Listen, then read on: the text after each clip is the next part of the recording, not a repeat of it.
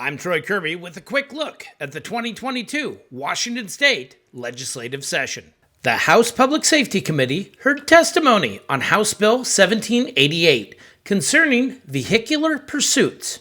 Like many new laws, after they're enacted, they're revisited and modified to adapt to actual experience. And this legislation is just that response. As a matter of background, as you pointed out, I served 2 decades in law enforcement, serving as a Washington State Patrol trooper, as well as the United States Marshal for Western Washington. During my time as a trooper, I engaged in dozens of pursuits. Some ended in apprehension, and others I called off as to the risk to the community and myself were too great. The death of Giovanni can be used as a training scenario for what not to do. House Bill 88 plays into that. Not all criminal violations warrant a hot pursuit.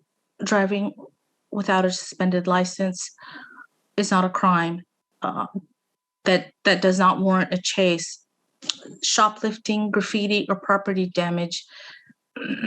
House Bill 1788 would allow officers to put all of our lives at risk.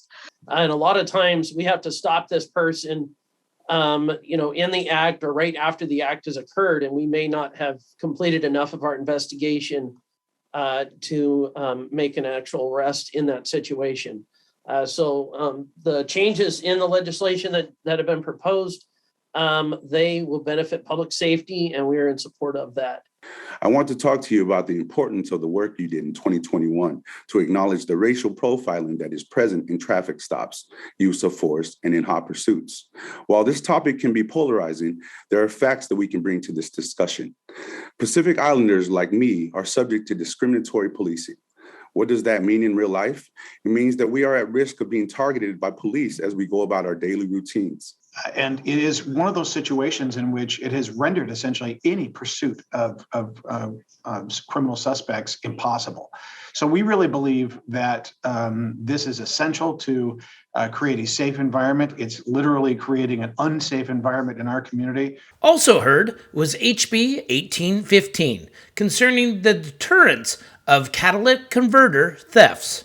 In addition to reducing incentives for these thefts, I want to also encourage legal recycling of them by domestic scrap metal recyclers instead of having them shipped out of the country. I sincerely hope that in 7 years, new vehicle manufacturers will label their catalytic converters with VIN numbers.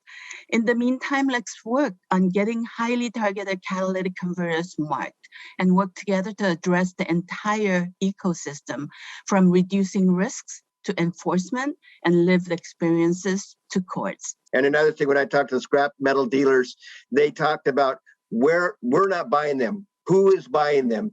Could we add one more thing that we want the task force to find is who is buying these scrap or these catalytic converters from these thieves? Neighbors and constituents contact me regularly about this dramatic increase in the theft of catalytic converters. These contain precious metals, which can be sold for quick cash, and replacing these stolen car parts costs my constituents time and money. As in cities that each of you represent, catalytic converter theft is skyrocketing in Des Moines as well. In 2020, only 12 such thefts were reported. Through October, it was 82 here this year.